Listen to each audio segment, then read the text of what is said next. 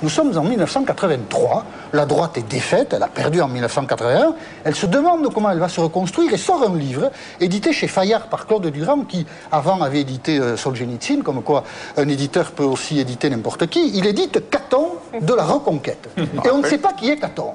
Et alors en quatrième de couverture, Fayard marque que c'est un grand dirigeant de la droite, qui règle ses comptes avec la droite, qui explique les raisons de la défaite. Et c'est un règlement de compte terrible. Chirac, Giscard, ils en prennent plein leur grade, par ceux dirigeants de la droite. Quelques mois plus tard, l'identité de Caton est révélée. Il se trouve que c'est André Berkoff, journaliste, donc pas du tout dirigeant politique, et plutôt de gauche que de droite, du moins à l'époque. Donc déjà, il y a une première tromperie sur la marchandise.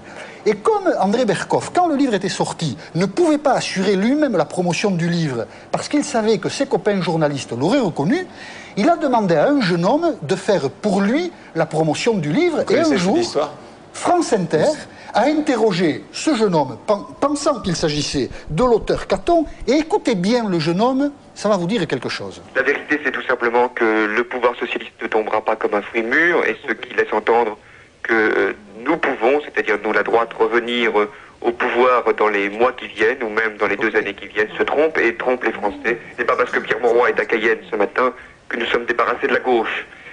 Nous, la droite, dit-il. C'est François Hollande qui parle. Nous sommes en 1983. François Hollande, conseiller. Vous ne connaissiez pas cette histoire. Il se fait passer pour un dirigeant de droite sur une antenne nationale. Qu'est-ce qu'on apprend quelques mois plus tard encore? C'est pas beau, ça. Qu'en fait, cette histoire avait été montée par Jacques Attali, qui avait été trouvé Claude Durand et qui lui avait dit la droite nous embête, est-ce qu'on ne peut pas lui mettre quelque chose dans les pattes? Et donc, ils ont fabriqué Caton. Et qu'est-ce qu'on a appris encore plus tard?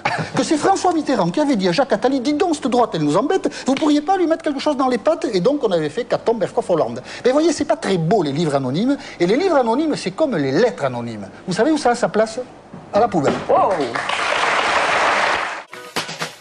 C'est moi, François le Français! C'est moi, François le Français!